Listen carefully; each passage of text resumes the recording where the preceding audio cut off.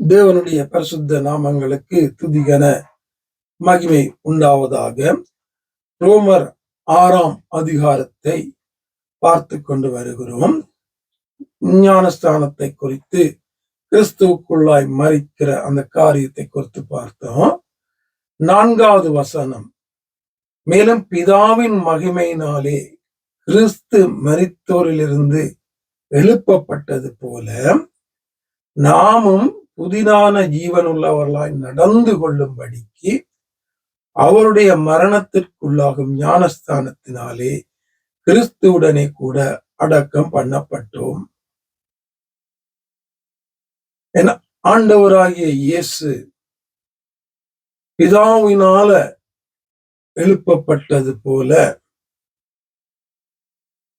நாமும் புதிதான ஜீவன் உள்ளவர்களாய் நடந்து கொள்ளும்படிக்கு, புதிதான ஜீவன் உள்ளவர்களாய், அதாவது புதியதாக பிறந்தவர்களாய், கிறிஸ்துவினால பிறந்தவர்களாய், கிறிஸ்துவினால கழுவப்பட்டு பரிசுத்தமாக்கப்பட்டு பரிசுத்தமானவர்களாய் நாங்க நடந்து கொள்ளும்படிக்கு தான் அவருடைய மரணத்திற்குள்ளாகும் ஞானஸ்தானத்தினாலே கிறிஸ்துவனை கூட அடக்கம் பண்ணப்பட்டோம்.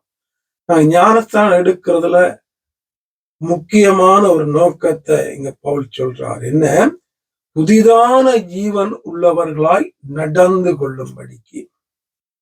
ஒரு மனுஷன் ஆண்டவரை ஏற்றுக்கொள்கிறான், ஏற்றுக்கொண்டு தன்னை ஞானஸ்தானத்துக்கு ஒப்பு கொடுக்கிறான்.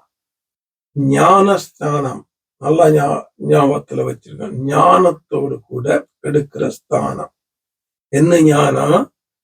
என் ஆண்டவர் ஏன் வந்தார், ஏன் பாடுபட்டார், ஏன் அடிக்கப்பட்டார், ஏன் இரத்தம் சிந்தி மரித்து உயிர் தெழுந்தார் என்பதை குறித்ததான ஒரு அறிவு, ஒரு ஞானம் இருக்கிறவங்க தான் ஞானஸ்தானம் எடுக்கணும். குழந்தை பிள்ளை ஞானஸ்தானம் எல்லாம் வேதத்துல கிடையாது. அப்படி ஒருவேளை நீங்க மற்ற கத்தலிக் அப்படியான மதங்க இந்த இருந்து ஞானஸ்தானம் பெற்றிருந்தால், குழந்தை பிள்ளை ஞானஸ்தானம் பெற்றிருந்தால், மீண்டுமாக ஞானஸ்தானம் எடுக்கிறது பிழை அல்ல வேதத்தின்படி. மீண்டுமாய் ஆண்டவர் ஏன் வந்தார், மரித்தார், உயிர் தெழுந்தார், பாடுபட்டார், இரத்தம் சிந்தினார் என்று சரியாக அறிந்து அவர் என்னுடைய பாவத்தை கழுவிட்டார், நான் இனி பரிசுத்தத்துக்கு என்னை விட்டு கொடுக்கிறேன், கிறிஸ்துவோடு கூட வாழுவதற்கு என்னை ஒப்பு கொடுக்கிறேன், நான் இனி பாவம் செய்யாதபடி ஆண்டவர் சொல்லுகிறதான அந்த வார்த்தைகளின்படி, ஆவியானவரால அந்த நடத்துதன்படி நான் வாழுவேன் என்ற ஒரு முடிவெடுத்து தான் ஞானஸ்தானம் எடுக்கிறோம். நாங்க எடுத்த நாங்க எப்படி வாழணும் என்று பவுல் கண்டிப்பா இங்க ஒரு காரியத்தை சொல்றாரு. புதிதான ஜீவன் உள்ளவர்களாய், இவ்வளவு நாள வாழ்ந்த வாழ்க்கை வாழாம, இவ்வளவு நாள செய்த பாவங்கள், அக்கிரமங்கள், மீறுதல்கள் செய்யாம புதிதாக பிறந்தவர்களாக, புதிதாக்கப்பட்டவர்களாக, ஆண்டவருடைய சாயலாக மாற்றப்பட்டவர்களாக, பிள்ளைகளாக மாற்றப்பட்டவர்களாக, பரிசுத்தவான்களாக மாற்றப்பட்டவர்களாக, சீசர்களாக மாற்றப்பட்டவர்களாக, அப்பா பிதாவே என்று அழைக்கத்தக்கதான புத்திர சுவீகாரத்தின் ஆவியை பெற்றதற்கா உரிய ஒரு வாழ்க்கை வாழ வேண்டும். அதான் சொல்றாரு, புதிதான ஜீவன் உள்ளவர்களாய் நடந்து கொள்ளும்படிக்குத்தான் அந்த அவருடைய அந்த மரணத்துக்குள்ளான அந்த ஞானஸ்தானத்தை நாங்க பெற்றிருக்கிறோம்.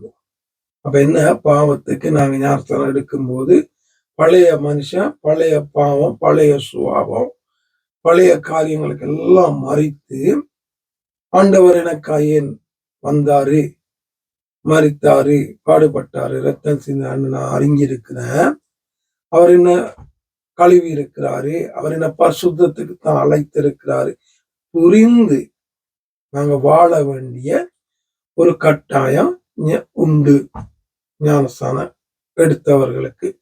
ஆண்டவரை ஏற்றுக்கொண்டவர்களுக்கே அப்படியான ஒரு காரியம் உண்டு. ஞானஸ்தானத்துக்கு எங்களை ஒப்பு கொடுத்தோம்னா இன்னும் அதிகமாக நாங்க அதுல வாழ வேண்டிய ஒரு கட்டாயம் உண்டு, நானு நீங்களும். ஆகவே ஆவியானவர் தொடர்ந்து ஞானஸ்தானத்தை பெற்ற நாங்க அதுக்குரிய தேவன் விரும்புகிற ஒரு வாழ்க்கை வாழ என்னையும் உங்களையும் தொடர்ந்து நடத்துவாராக. ஆமென்.